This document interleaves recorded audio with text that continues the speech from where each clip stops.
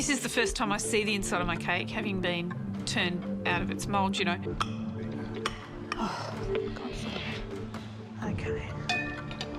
I think it looks good. The layers are all separate from one another. They haven't smooshed in together. There you go.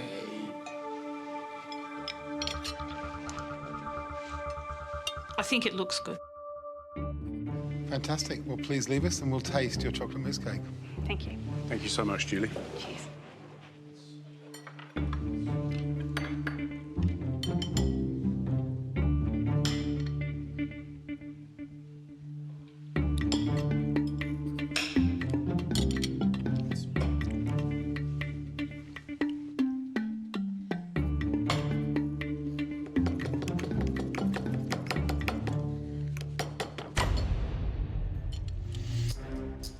For me, the genius of this cake is taking so many disparate elements and making them one. So it all just melds in your mouth. For me, I'm just getting lots of different things. Oh, I agree. There's some definite issues in terms of flavours melting together, but wow, what an effort. She tempered white chocolate, you know, she made the curls, she painted these little hazelnuts, she layered the cake. It is extraordinary. The thing that I feel a bit let down with, though, is that now I've eaten it, it doesn't deliver. It doesn't have the same depth of flavour as Chris's. These are the same ingredients, the same recipe, but it doesn't taste the same. So, gentlemen, onward to the next chocolate mousse cake. I'm feeling a little bit nervous. I'm okay with the way it looks, I guess. It's... Actually, what am I talking about? I'm not happy with the way it looks. It's plain. You can see it's quite a rough job.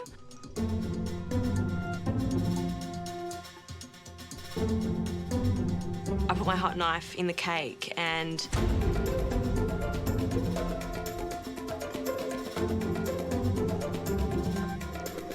it should not be this tough to cut into my cake.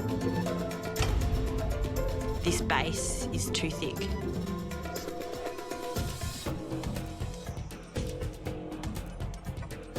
I can't even cut the cake. That's not a good sign if you can't cut your cake properly. Justine, thank you very much indeed. Thank you. Thank you, Justine.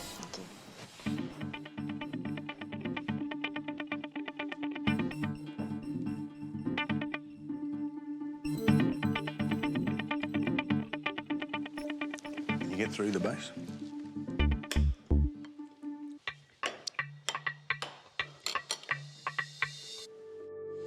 Valiant effort that she got this cake up. The chocolate mousse has got a good flavour. The caramel is the right colour, it's slightly salty, it's got a good texture. The negatives? The chocolate mousse is a bit grainy. The caramel's really thick. It's a little bit Fred Flintstone in appearance. It's quite chunky. The biscuit's way too thick. But it's weird because you actually it's hard to break into, but once it goes into your mouth, it melts away. It's actually quite tender. It doesn't have a tough crumb at all. For me, there's so much that is technically right. It's holding together for such a big cake, and I think it is too big. I think that's a negative on it, but it has held. Well, we've tasted all the mousse cakes. I think we need to get them back in. I think we need to talk to them. We need to take this very seriously because someone's going to go home. I think it's going to be a very, very hard decision. Yeah. This is the part I hate.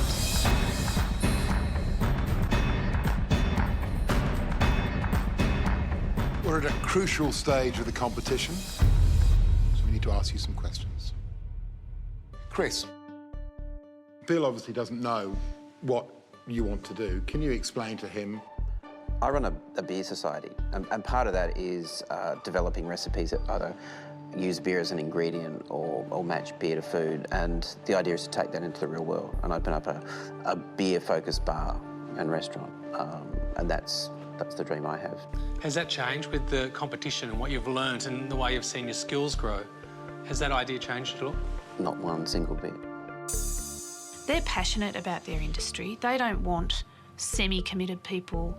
They don't want to give the title to someone who's not going to use the opportunity to advance their food career. Julie, is cooking every day your calling? Cooking every day is my calling. I already cook every day, and I know it's only a small part of every day, but it's the best part of every day. If I could do that for more of every day and make more people happy with it, yeah, that's a calling.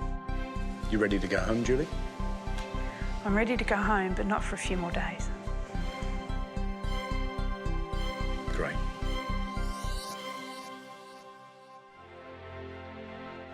Justine, the goals that you came into MasterChef with, are they the goals that you've got now? I can open this bistro. I will open this bistro. It'll be a small place, but I can picture it in my mind, and it's going to happen. Maybe not next year, maybe the year after or the year after. I need to make some cash first. But I don't want to do anything else. I've done my desk job. I don't want to go back to that. I don't feel like I want to do anything else. You know, I try to look for other things that inspire me and I'm passionate about, and there's really nothing. I don't want to just cook for myself or my family. I want to cook for strangers. I just want to see people light up and go, that's pretty cool. That dish is awesome. I wonder what she's put in that. I want that. Yeah. Po, you've come firing out of the blocks in this final week. How come your performance has been so strong?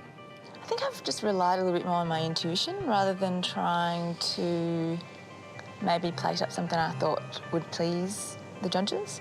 And I've started to cook dishes that are familiar to me, that come from my childhood. And I guess being closer to the end and having that second chance made me really want the prize. And I'm ready to go. Thank you all for your frank answers. And one of the four of you could be Australia's first MasterChef. But for one of you, the dream is about to end. Chris, you're still in the competition. Well done.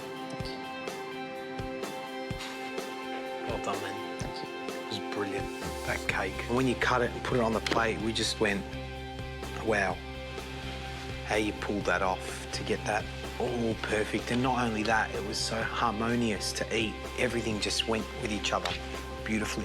Well done. Thank you. Music to my ears. It sounds like a really good, positive thing. There wasn't really any negatives whatsoever. Julie, you're still in the competition. Well done. Thank you. Oh, I'm so relieved. I'm so relieved. I'm sick of sitting there in the bottom two, not knowing my fate. Julie, it was a joy to watch you cook today because you cook with joy. We rag you constantly about your presentation, and that was, quite frankly, amazing. You were the only person in that time. You aren't necessarily the best with time management. You were the only person, and to bring us something that looked so close to that paragon chocolate mousse cake that Adriana put in front of us. So I'm a little bit in awe of you. Thank you. Well done. It's bittersweet to hear that I'm in, because as happy as I am about that, either Justine or Po are leaving. Both beautiful, strong, talented women who I love. I think there's no doubt that this is by far the toughest decision we've had to make. Po, Justine, it comes down to the dish that you've cooked. Po, I know that I'm in danger. you're still in the competition. Justine, you're out.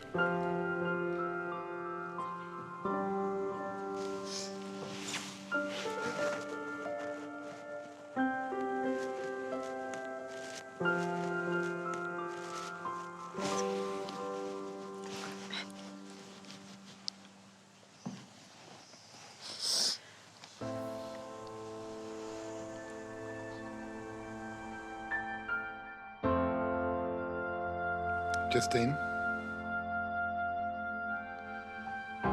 I see an awful lot of young chefs. I talk to an awful lot of young chefs. I eat a lot of young chefs' food. And you are very unique in what you can do, and you're very unique in your ability. That's spectacular. So I know if I don't see you in a week or a month, I'll see you again. I think you have an incredibly bright future in this industry, whatever you want to do. So thank you so much for bringing us some spectacular food, and thank you so much for being one of the bright stars of MasterChef. Thank you.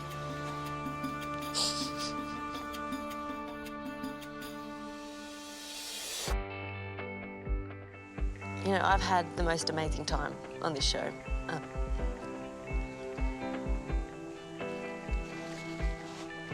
Sorry. Out of 7,500 people, I've made it here. So that's pretty cool. And I've made contacts. I've met all of you. So. Gary gets a little bit emotional. Justine, Sorry, I'm just... it's okay. I'm going to tell you something. When George and I see... You're making me cry. That's ridiculous. George can't speak because he's also quite emotional. That's bullshit. I knew that the tough guy thing was all an act. I knew it. When George and I watch you work, and from a very chefy point of view, and I never cry, and it's ridiculous, and I don't know why, but I can just see the fact that all my lieutenants that I've had in the past have been just like you. Just to get such kind and genuine words off the judges really touched me. It really did.